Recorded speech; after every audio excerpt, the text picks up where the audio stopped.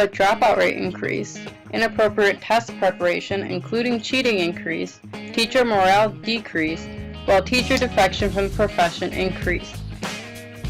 So what are the tests doing?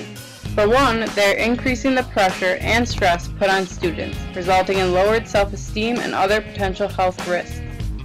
Students' academic options are limited by their test scores, since undergraduate and graduate level programs often use test score cutoffs as a part of the admission process.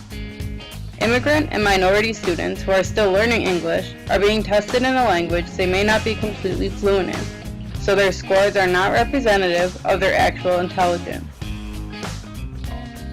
Teachers are compelled to spend classroom time on test preparation, rather than on responsive teaching and learning, while social and intellectual development in areas such as cooperation, creativity, and problem solving are pushed aside because they are not useful for test performance. And can you blame them? Their effectiveness as teachers and their job security is often gauged by students' test scores, while factors such as poverty and student attendance are often ignored. And students are being labeled by their test scores. Less than 40% of American teachers have had training in tests and measurements, yet they are given students test scores to interpret, which may lead to a self-fulfilling prophecy, altering the teacher's behavior towards the students and creating expectations based on the test score. Well, what are teachers saying about standardized tests? One said the CAT, California Achievement Test, is a nightmare of testing these children. And I mean a nightmare. Kids crying and throwing up, breaking their pencils, going to the bathroom, saying, "I don't want to come to school." Another said, "This testing is unacceptable. In my homeroom this year, out of 28 students, 19 showed up for part of the testing. Many of these students bubbled randomly. And the situation exists in many classrooms in this district. The students are highly transient and from poor homes. They expect to do poorly and don't try."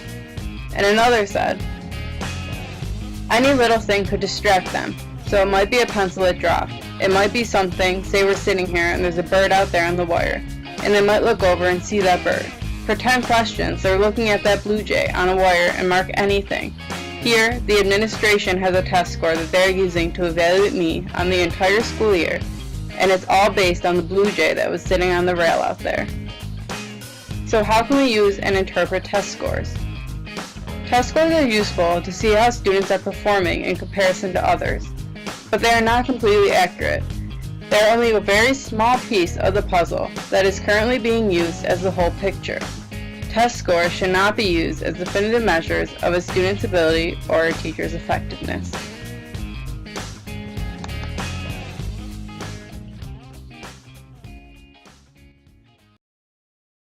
Created using Powtoon.